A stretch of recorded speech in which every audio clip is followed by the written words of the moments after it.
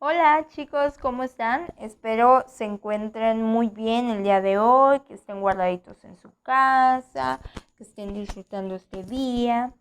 Bueno, eh, en la semanita por ahí les subí la parte introductoria de la materia, taller de comunicación, en las diapositivas y el audio que les adjunté a las mismas, pues platicamos acerca del porqué, de la importancia de comunicación educativa en su formación profesional, platicamos acerca de qué era la comunicación, qué era la educación, qué tenían que ver una con la otra, qué papel jugaba una institución educativa junto con la comunicación, etcétera, etcétera. Hoy vamos a retomar un poquito de ese temita, juntando ya los conceptos de comunicación y educación y haciéndonos uno propio de comunicación educativa. Entonces, ¿qué es la comunicación educativa? ¿Qué piensan que es, chicos?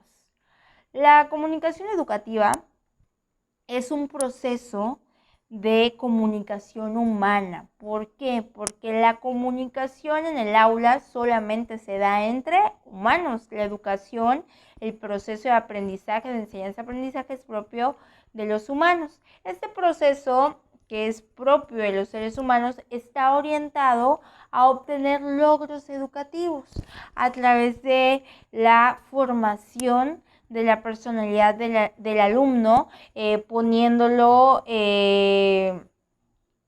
a experimentar con nuevos conocimientos, a experimentar con el medio, a formar sus propias percepciones sobre las cosas.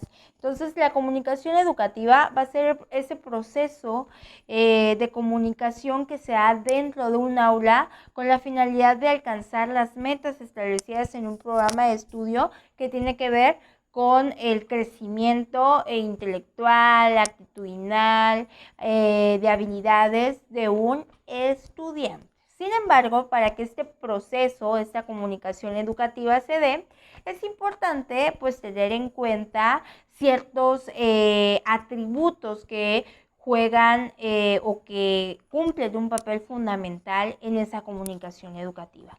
Esos atributos son el lenguaje, el idioma y muchas veces el dialecto. ¿Por qué hablo de esos tres atributos que ustedes dirán, no son lo mismo?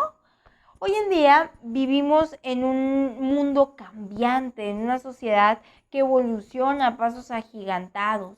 Antes era muy difícil, hace 20 años, escuchar cosas como diversidad, como inclusión educativa, como equidad educativa, como pluriculturalidad. Hoy en día todos estos conceptos son una realidad en el sistema educativo nacional.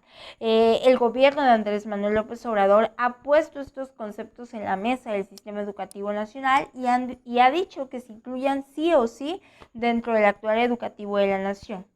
Vamos a precisar de qué se trata cada uno de ellos. El primero, inclusión educativa. La palabra inclusión viene precisamente de incluir, ¿verdad? Y hace referencia a que todas las personas, no importando sus características, no importando las diferencias que puedan tener, todas las personas deben ser incluidos en el sistema educativo nacional. Todas las personas, sin importar nuestras características, tenemos derecho a acceder al sistema educativo. De eso habla la inclusión. Supongan que yo soy inmigrante, ¿será que tengo derecho a que me incluyan en la educación en el país? Claro, ¿verdad? De eso se trata la inclusión educativa. La equidad educativa. Al haber inclusión en una educación, pues hay personas con distintas características, hay personas con distintas necesidades. ¿Será que el conocimiento o la enseñanza se puede dar a todos de la misma forma? ¿Será que así van a aprender todos? Pues la respuesta es obvia, claro que no, ¿no? Si tenemos personas de distintas características, de distintos caracteres, pues obviamente no aprenden de la misma manera. Por tanto, la educación se debe establecer dependiendo de la necesidad de cada persona. Eso es equidad educativa, ¿no? No todos aprendemos lo mismo. Yo estoy segura, que ustedes mismos aprenden de diferentes formas. Por ejemplo, habrá quien es muy visual, habrá quien es muy memorístico, etcétera. Entonces, dependiendo de sus características, es como se les va a instruir la enseñanza. De eso habla la equidad educativa.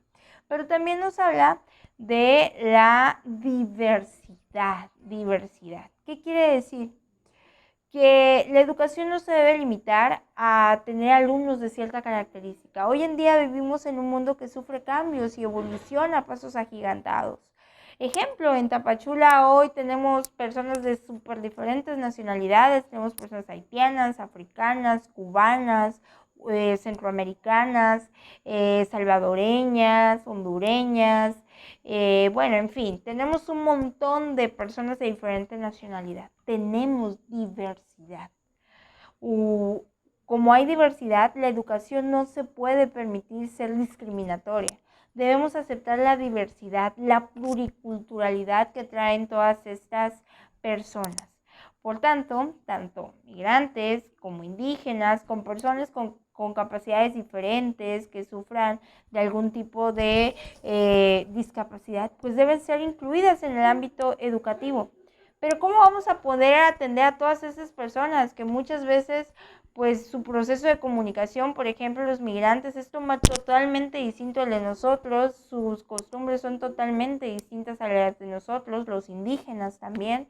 ¿Cómo vamos a poder atender a todos?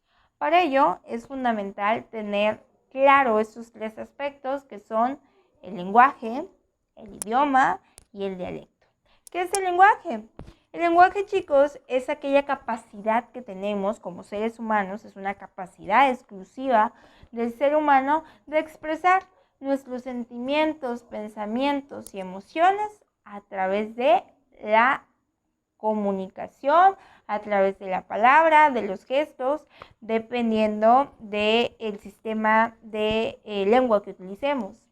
¿Qué es el idioma? El idioma es precisamente el conjunto de signos lingüísticos, la lengua que se utiliza en determinada parte de la sociedad o se utiliza en determinada sociedad. Por ejemplo, en México la lengua que utilizamos en mayor medida es la española, o el idioma que utilizamos en mayor medida es el idioma español. Y por último, el dialecto. Muchas veces nosotros atribuimos el dialecto a las comunidades indígenas y no estamos equivocados, chicos. El dialecto son las variantes que sufre la lengua materna o la lengua de un país. Generalmente estas afectaciones se deben a las zonas geográficas en las que se encuentra. Por ejemplo, el idioma zapoteco, el idioma maya, etcétera, ¿no? Se van repartiendo dependiendo de una ubicación geográfica y son variantes de nuestra lengua. Bueno, chicos, hasta ahí la vamos a dejar. Cuídense mucho, nos seguimos viendo. Nos vemos.